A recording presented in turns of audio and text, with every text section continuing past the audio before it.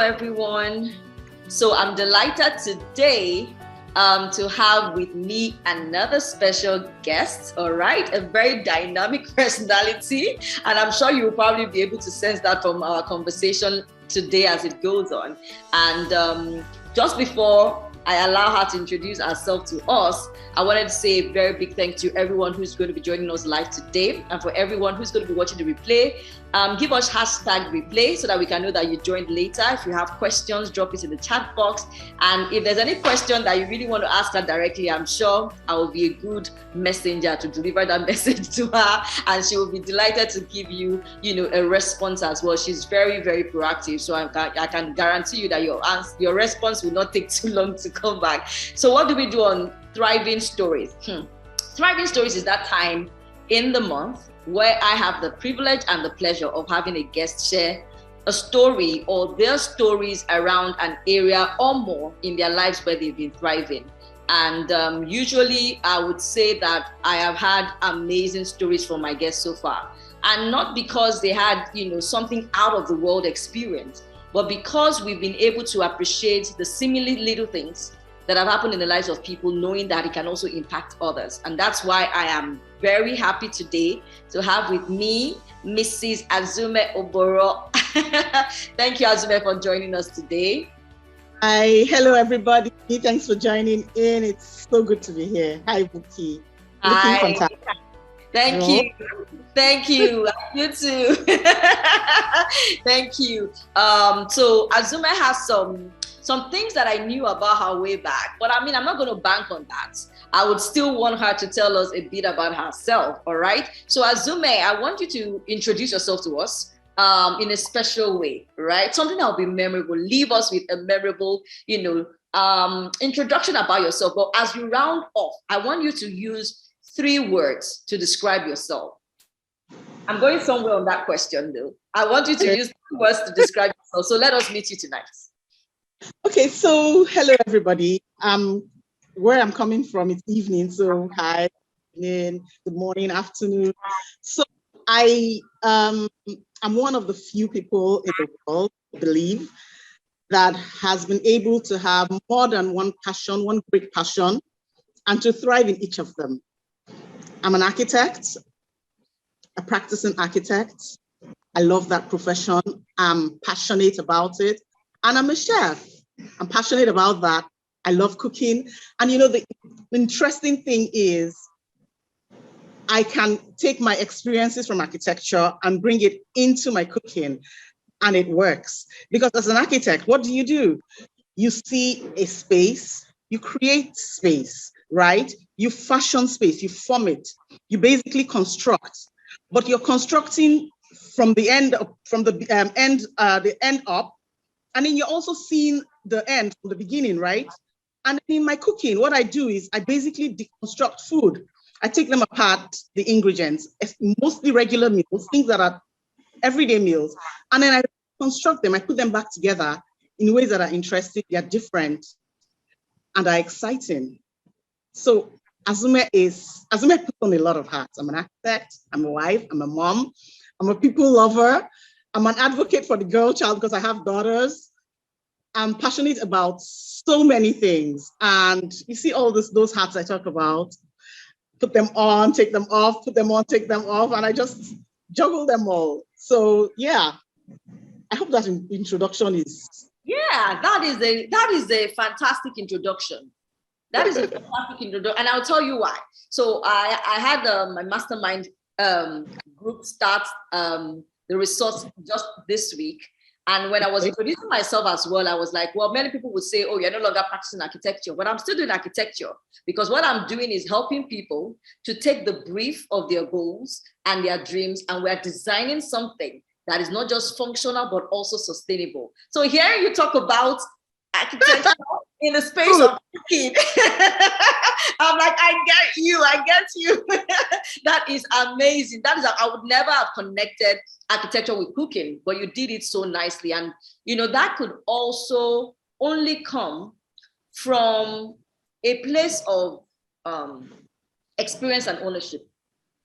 when you're able to connect those things. Because as I heard you, I was just wondering, those of us that would say, okay, we did courses that our parents, asked us to do, they were not really things we're interested in, or even for those of us that did do things we wanted to do, if we're doing something different today, are we intentionally connecting the dots?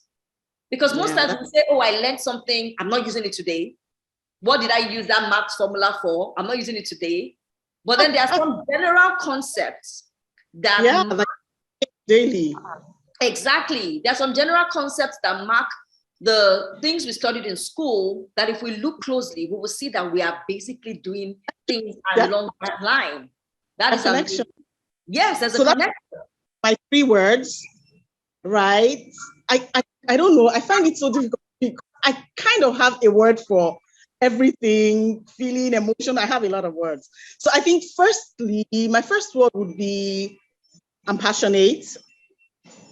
I'm sure my words speak, that once I'm really into something I'm passionate about, I carry it on my head, literally, So my first word is I'm passionate.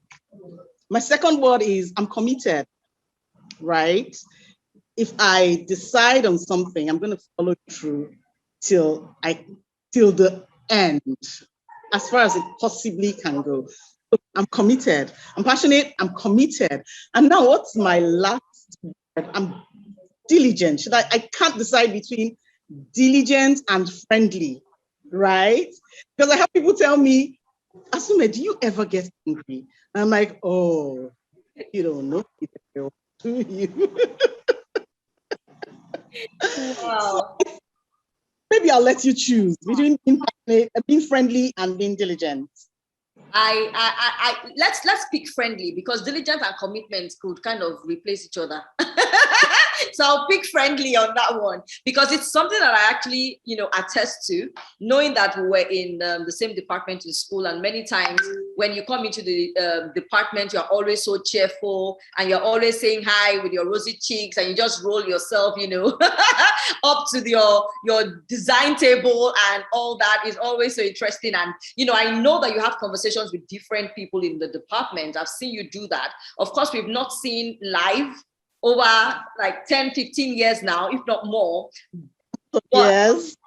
Yeah. But I can say for sure that I can confirm all the words you've said. And it's interesting that you were able to actually say those words without even worrying that, okay, do they really describe?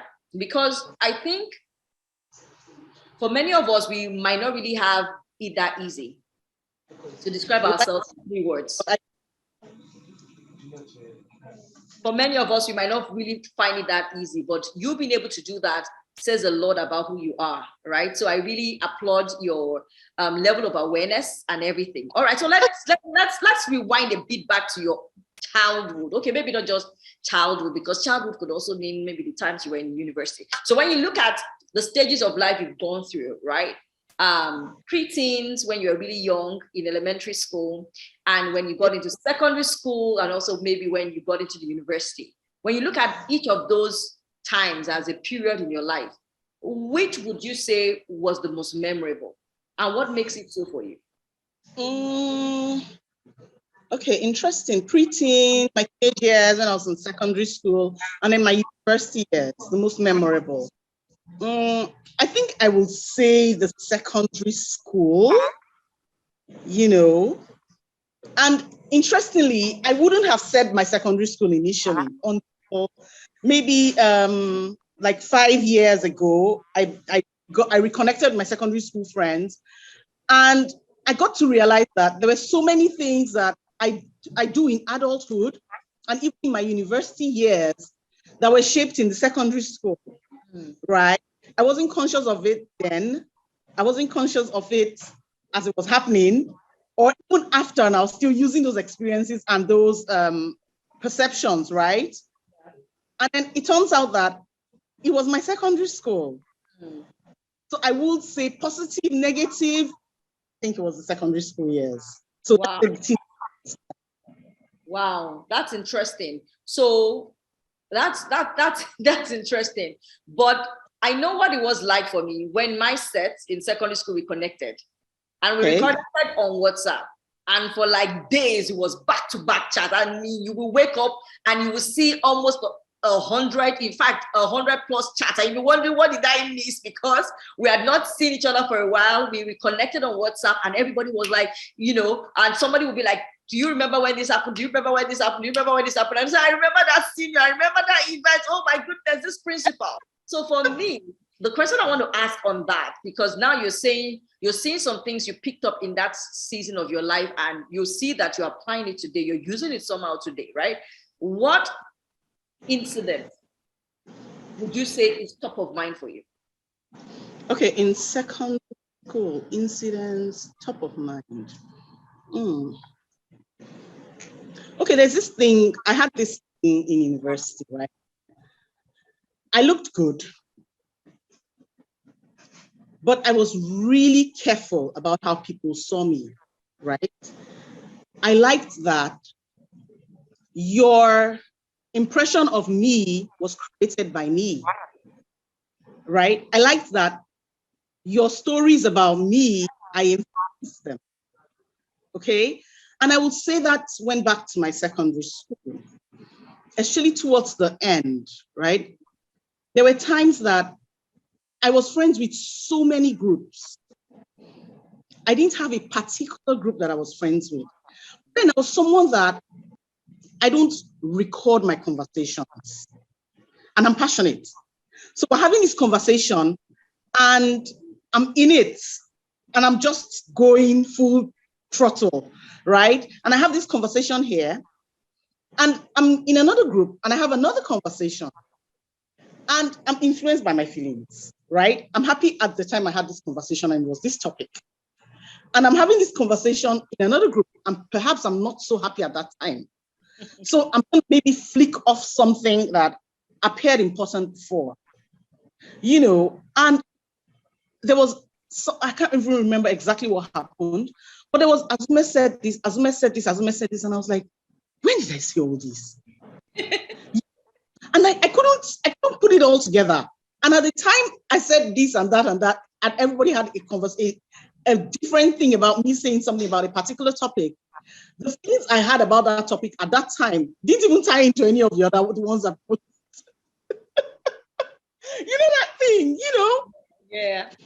So going forward, I was really careful about that. Careful about how I react. I'm careful about what I say, about my family, my background, and all of that, because I want that I can defend what I say. So I would say that. That's right. That's interesting because I think some people didn't learn the need to be cautious about what they say until adult life. They didn't have the learning experience until adult life. So to know that you had that early in life and it modified your conversations also points to how intentional you started becoming with certain things, especially what you say, right? Because you didn't like the result of what was happening because you were not that intentional before that event happened. The fact that I couldn't remember. Yeah. Right. Yeah. But you're at the point today where you're more intentional because you don't want what you have said to be misinterpreted. You don't want anyone to say something. You want to know you are saying it and you want to remember that you said it later on. To good or bad, be able to say, yes, said it. Yeah. I want to and be okay with that. Yeah, that's awesome. That's awesome. So looking back at growing up anyway, who would you say was the most influential individual in your life? When I had that question in my head, growing up, I think in my teenage years and in my university years, if you ask me who was the most influential person in your life, I'll just say my dad, right? I'll just say my dad. But then I became an adult and I realized that my dad was all out. He was out there. He was an activist. He was, such a big figure, right? But growing up, I realized that there was a quiet strength that shaped me in my home. That was steady, solid, not out there, but deposited so much that as you grow older and you can look at your parents through an adult's eyes, you realize that, God, she was the influence, right? So that's it.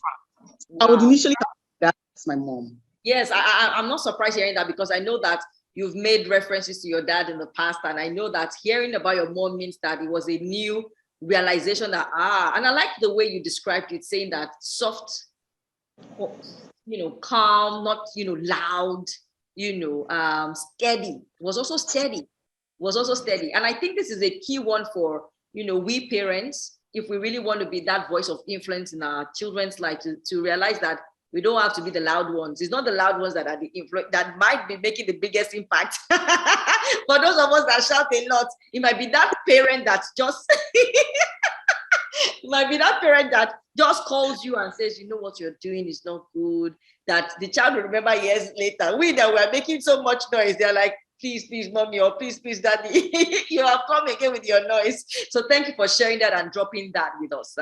So let's go a bit into this space that you're operating in, because I know we chatted just a little bit earlier, and I was saying that it seems to be a space that you have not so many females represented there. So what was it like for you even deciding to want to be an architect, and what has the journey been like for you? Okay, first off, I'll say that I grew up in an academic environment. So being given the freedom to choose what you want to study was always there. My younger sister, my dad was a lecturer in business admin. My younger sister studied theater arts. So that's how free we were. And I loved technical drawing. I really, really loved technical drawing when I was in secondary school. And I loved fine arts, but I wasn't really good at arts, And then I was ambivalent towards mathematics. I think that always depended on my teacher. And then I did GCE,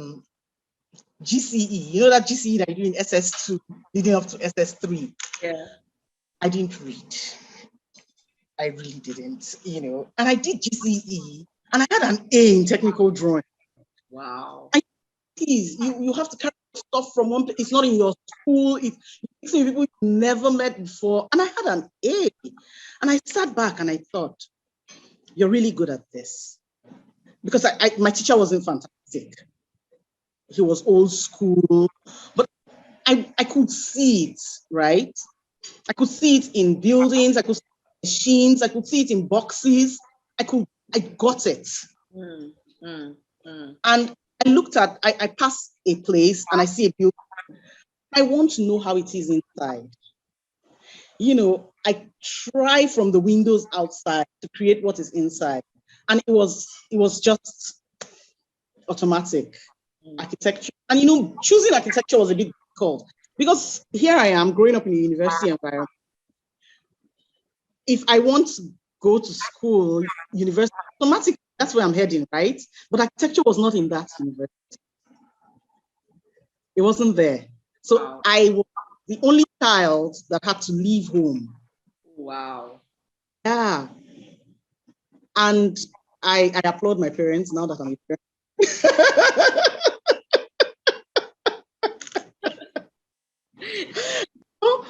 Letting me leave that comfort zone and going somewhere that the language, the culture, everything was so different, right? But I wanted to be an architect. So that even the sleepless nights studio, all of the difficulties, I wanted to be an architect. I knew I was going to stick it out. Wow. Well, what would you say was your most challenging experience studying architecture? My most challenging experience studying architecture. I think I can say that break in two parts. Yeah, a challenging experience with the course itself. Yeah. Right. And then with the place that I was studying. It was a culture shock when I got to Ife. And I went into the academic environment and I go into an administrative office and they were speaking Yoruba. And I was like, what's going on? Because I grew up in a place where when you are entering an academic environment or you are entering an official place, you're dropping your lingua franca at the door. Everybody is so official and all of that. So it was a culture shock. I think that was the most difficult thing I had to deal with. And of course, I didn't know the language, you know. So I think that for me, that was it. And then for the course, architecture, I didn't like maths. So I think my most challenging time in architecture was my 100 level. When I had to do courses from other departments that were not exact architecture. Yeah. Especially when you feel there's no relationship. I need it, you know, but I did. Wow. Interesting. That's interesting. So tell us a little bit about the chef bit. So how did you start to play around that? When did that start? What was the inspiration? Where did that come from? I always like to cook. But you know, for my family, it's a shock. It was a shock because growing up, I hated doing chores, right? My family was really large. So when it was my turn to cook, I would be so upset because you had to cook so much, you know. And then when I came to Ife, my dad came with me the first time. We went to Mozambique Hall and he was like, you can't cook here. You can't cook here. So throughout my BSc, I didn't cook. I was giving money to eat out. I never cooked. I didn't have a stove. I didn't have a pot. I only had a flask for coffee. Wow. So I never cooked. And then I got to my master's. Then my dad was then. So I had to reevaluate, you know, because a lot of the look for my mom. And when I started my master's, about 2 weeks into it, my mom came with my stuff from Benin. I came with a camp gas and I was like, oh my God. She came with a camp gas, set of pots. I was like, oh my God. My bougie life is over.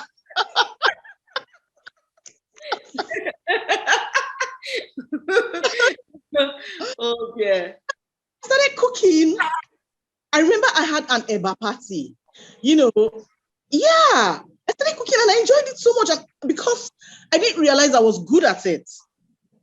Because I had a battalion at home growing up and everybody just eats, you know.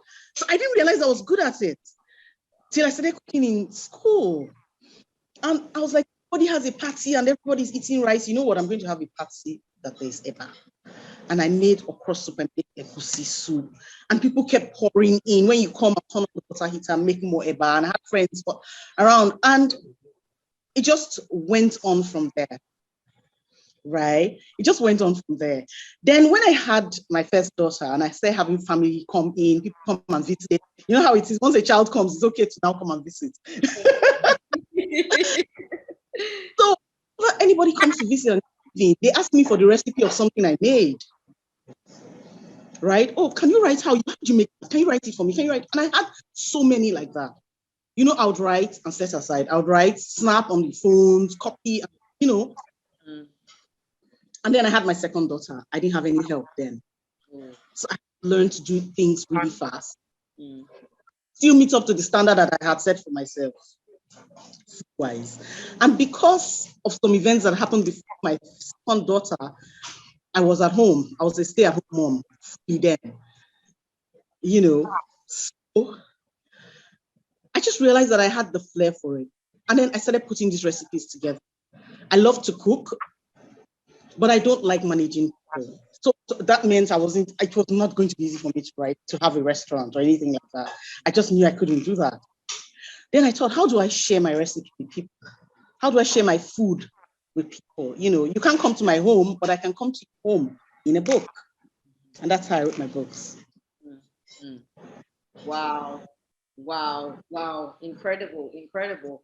I've not really gotten all the gist I went around the architecture thing yet, but you know, I'm kind of amused with what you shared on the cooking and the chef bit of your story. But I see something that is a little bit of a common thread with the stories you've shared.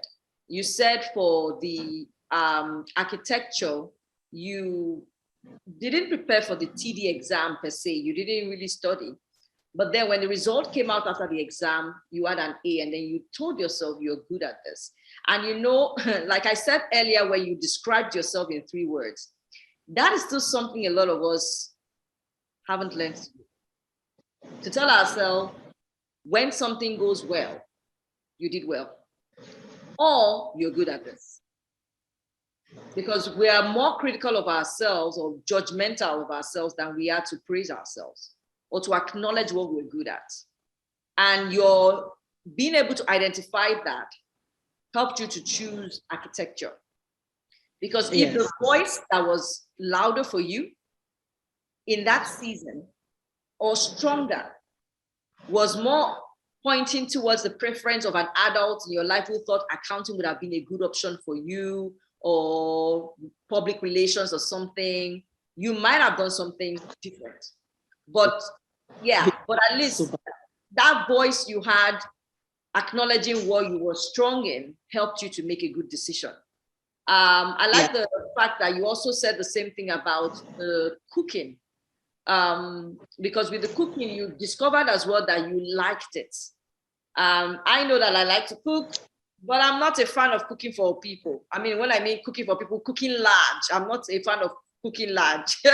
If I ever become a chef tomorrow, I'll probably be a celebrity chef who I only cook for celebrity couples once in like a week, and that's it. I'm not sure I'll be able to do anything large, right? But you know, being able to see that, oh, I like this, I can do this. But then a situation also made you clear on adjusting, because with daddy it was more of, no, I don't want you to cook in this space, you know, and then you focused on academics and that was it. But mommy, she equipped you. You're like, no, you see, you're going to cook in this space.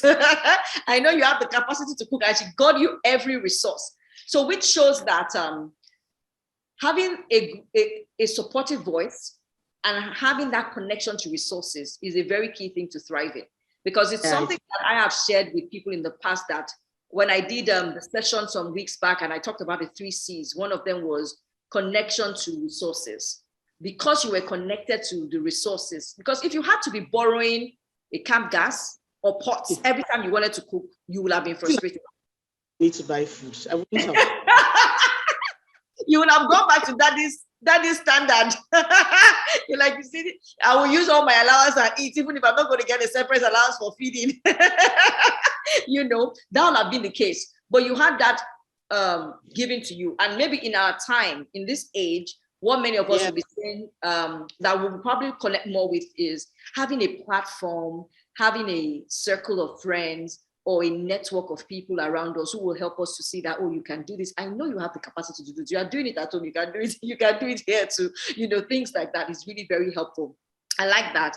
But the final part you ended on the book was something you said you leaned into, where you had friends who would come around, enjoy your meals, and then ask you for recipes or ask you for how you made them.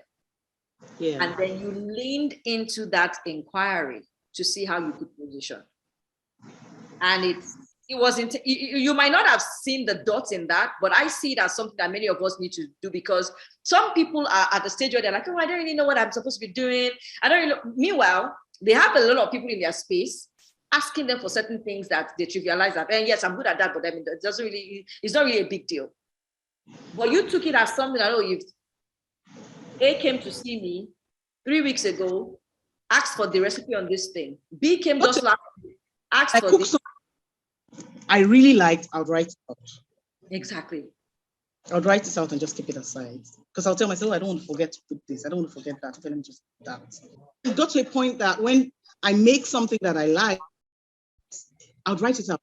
Because I'm like, oh, if I make this tomorrow now, somebody's going to ask, let me just write it out. And I don't want to forget it. Let me just write it out. So that when they come, I'll just say, you can just snap it with your phone. I already have it written out, you know. Yeah, yeah. I wasn't thinking about it in the light of writing a book then.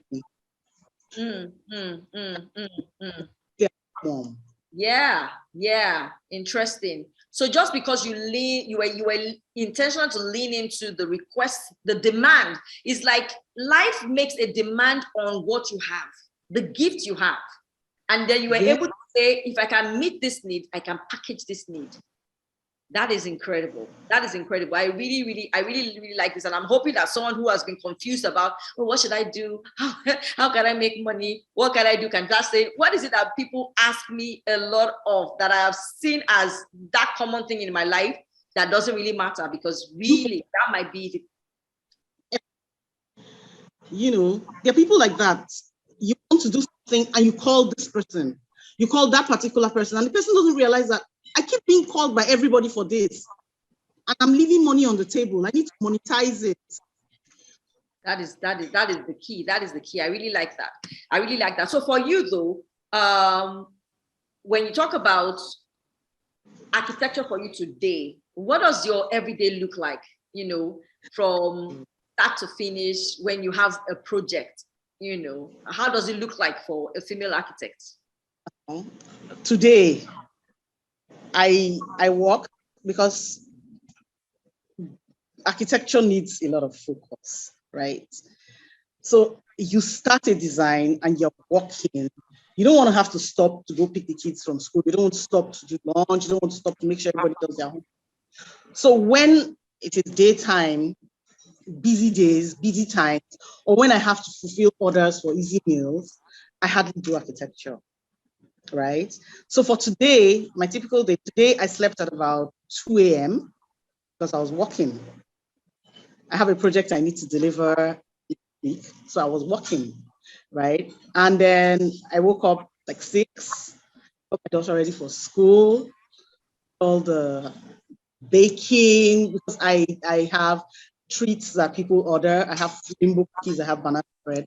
So I did all of that, the necessary orders. And after this session, I'm going to draw. Wow. Wow. So you look at someone from the outside and you're like, oh, she's doing this, she's doing that. If you're passionate about something and you want to sleep late and you wake early, you've got to put in the time. You have to put in the time. That's the truth. It might not seem like it's a lot. It might not seem like it's working. If you put in the time and you're consistent, you're going to get there. So I put in the time. So I am still practicing. Wow. My mom, I don't understand. Your dad was so proud about architecture and all the 6 years in school, and now you're always cooking and posting food and all that. I just kept quiet. And then she came to visit me and she said, oh, I didn't know you were still practicing. So you work like this? I say, yes, I do. Wow. That is incredible. Architecture to easy meals. I tell them I'll let you know when I'm done because I'm still doing both. That is good. That is good. That is good. And I know that, having that variety for some people is healthy. Some people need the variety, the break from one thing, doing something else. It gives them a renewed burst of energy. So, when you change focus, because you could be doing architecture in the morning and then you change focus and then you're going to bake bread or something, you just does something. Stuff then, Yeah. It does something to your mind. And I like the fact that, you could just, what you're saying is making us realize that for those who are still combining and are not yet, saying they want to do one thing for now, they can do it, basically, if they want to do it. Like you said, if it's something they want to do, they can do it, and that it is possible because there are people that are doing it, and with that commitment, that passion. But I like the way you said earlier that that when you are working on a design, you don't want to break the flow. So, yes, you don't want to break the flow. So you understand the dynamics of one particular focus. And that helps you know how to plan around your time. Because I know that when I talk to stay-home moms as well, and I share about how to manage your schedule, one of the things I talk about is, plugging your schedule or your activities into blocks. But you can only do that when you know the best time to approach that particular activity. So if you are saying, I want to read, and you know that you are a morning person, then you put your reading in the morning. If you know you want to read and you know you're a night person, then you put your reading at night. So in your case, you're like, My kids are on holiday. They will not allow me to rest until they are sleeping. I'll put my design at night. So that's really what I hear you saying, that you are sensitive to the dynamics of the different things you're doing, and that's really incredible. So when you look at the experiences you've had in life so far, if you were going to talk to someone you're meeting today to describe what it means to thrive, what would thriving mean to you? For me, thriving means doing something you like, succeeding at it. And that thing you like that you're succeeding at feeds you, right? It matters to me that you're doing something, you like it, but it's got to bring in some level of income. You don't have to have billions in the bank, but when you have a need, you're able to meet it. That's thriving for me. Thriving for me. Awesome. But then if you're a person and you're not the one footing your business and all, you need to be doing something that you like, you're passionate about it, and you're succeeding at it. You're waking up every morning and you're happy to do it, right? You're okay to put in the time because you like it. It matters if you like it. Yeah. This is an interesting conversation because just yesterday in my family, when we had family dinner and we're talking with the kids, one of the children at the table was saying that, no, it's important for you to be doing what you like. So here you say that again today, like that is something that we all definitely have to be intentional about. So the question I want to ask those watching us today or who will be watching the replay is, do you know what you like? And even though you're doing something that you might not really like today because you need to pay the bills, what are the plans you have around the things you like? Because it is part of what you need to thrive. According to Azumme's definition of thriving, you must be doing something you like. And I kind of agree with it though, because when I talk about the thriving code, it's one of the things that I explain under the E of the thriving code, that you need to have an expression. An expression could be something you enjoy or something you're good at. And you are even adding an extra layer to it to say, make sure it's rewarding you. Make sure it's rewarding you. So I really like that. Nigeria, what country in the world, you've got to get money. You've got to earn money. Yes. You have to. Yes, because the bills have to be paid. And apart from bills being paid, for some people, it's not about bills being paid as well. It's about the things you can do when you have funds with you. You can be a blessing to others. And it's like a reward. It's like, oh yeah, I'm paying you for this because yes, I needed that and you provided it.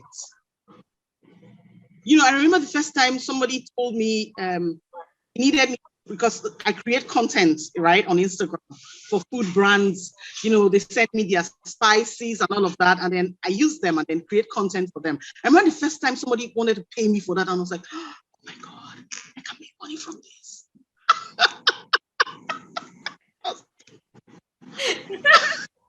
Wow, that is good. And you have people that are on social media 24/7. Get someone to pay you to manage their page. You're going to be anyway. Yeah, true. You're there. That is incredible. I didn't even know I was sitting in front of an influencer. Your lips to God's ears. Woohoo!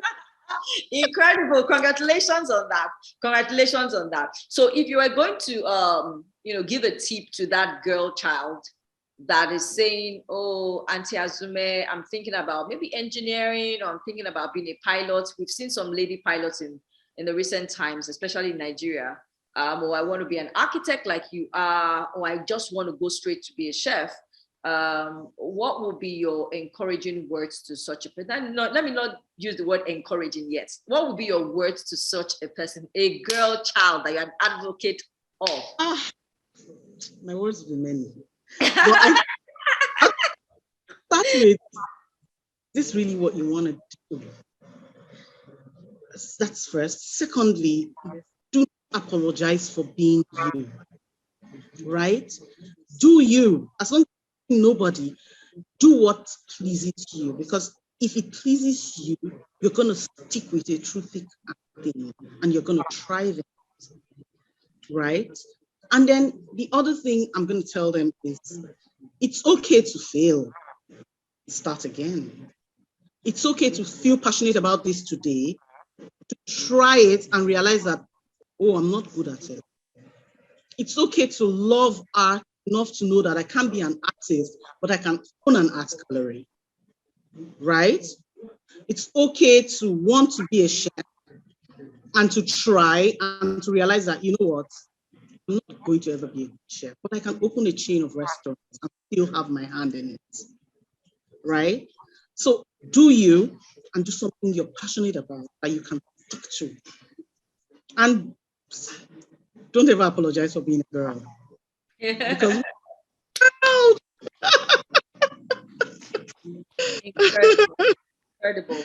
I like that. I like the way you started it though, by saying you would ask first, is this what you really want? Because I think many times that's the part we might miss when someone comes to us saying, I want to do something. We need to help them even confirm that is what they really want. Really want to do, but that's the only name they know. So somebody comes and be like, I need to be an influencer. Why do you want to be an influencer? Because you see, influencers are raking in money their days. What do they do to do that? What is it you actually like about it? And then you find out that this person just needs to go into PR. I can imagine. Wow. Wow, but it's really a good question to start with whenever someone tells us they want to do something and they're saying that they have an interest in it, to help them to confirm that it's something they really want to do. But then you give a bit of a balance, say, okay, yeah, do it if it's what you like, if it's you, but it's okay to fail. Just get ready, because that could happen. That could happen. There could be things that would happen along the line and you have to go back to the drawing board. Yeah, drawing board, because you are architects, right? So you go back to the drawing board and then you will draft your design. Yeah, that's what I hear you say with the being open to, the mistakes that could come along the line, failing along the line, or deciding to just change your route along the line. Yeah, it's fine to do that, because some people think that when they make, especially for people who are advanced in age, really, they feel like they make a decision today, will it not be too late if I have to change again? So they are sticking to something because they feel like it might be too late later to change to something else. Now, KFC started at what age? And it's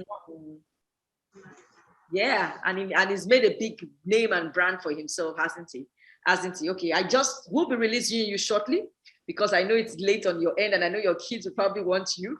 But I want to ask you, of all the resources, because I know you're also a member of CEDA, of all the resources that we offer, that you know about, which one would you say has impacted you the most? And how has that been like for you?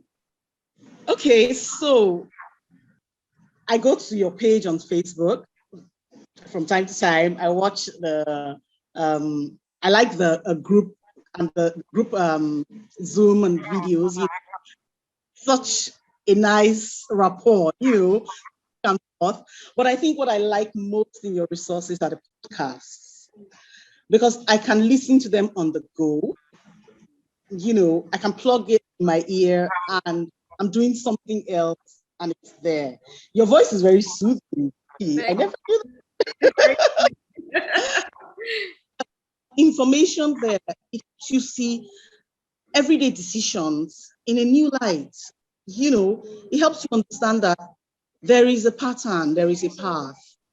You could streamline this, you could evaluate this, your reaction, So I really love them. And anybody out there that has a doubt, you're wondering, you need to log in. You need to log into that, because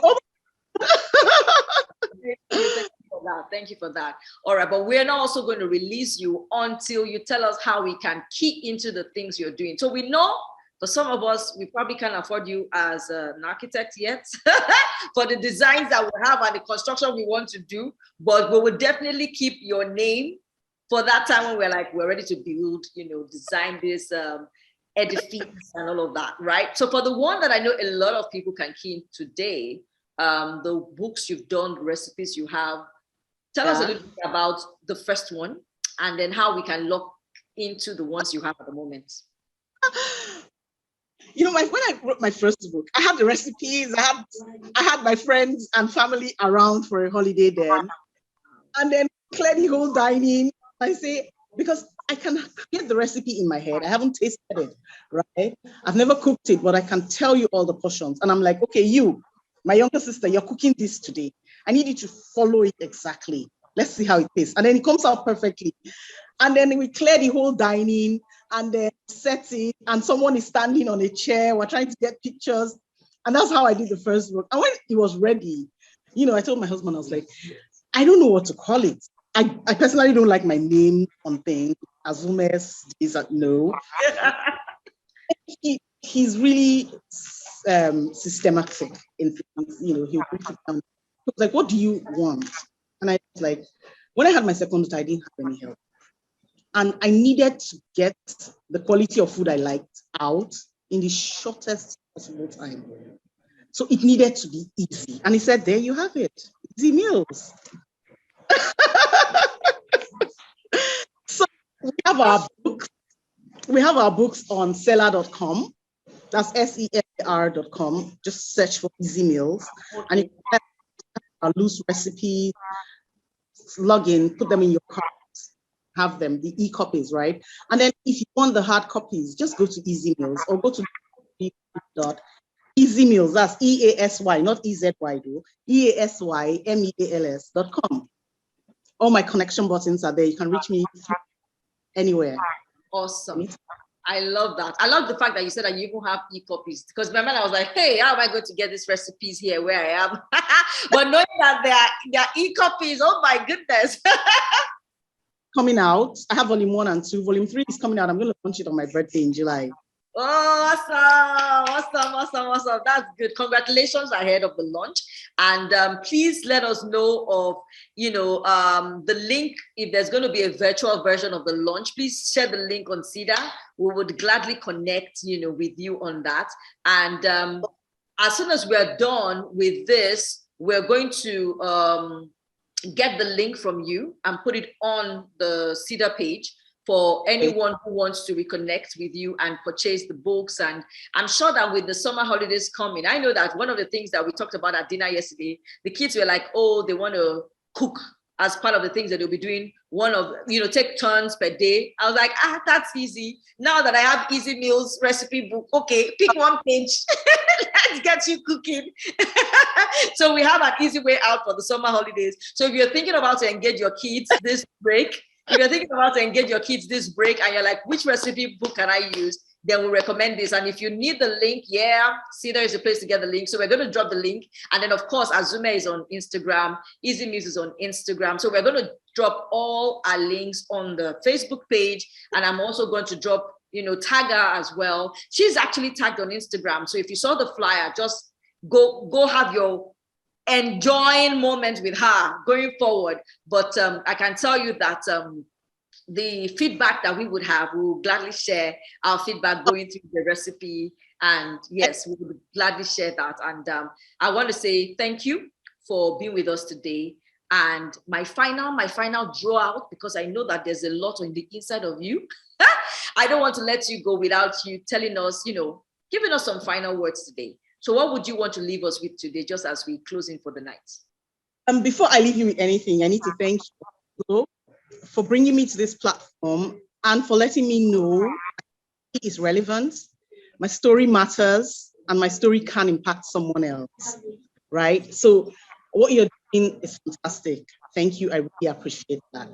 And if I have final words, what are my final words for anybody? I'll say stay true to yourself. Stay true to yourself. Don't stay where you are. Don't stop at the platform you are. Develop yourself.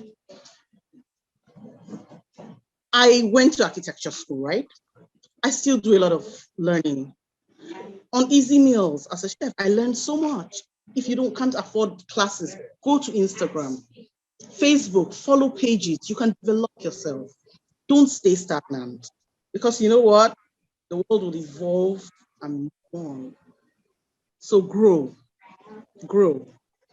You must not pass you choose, grow. Lovely. I love the way you ended it, grow.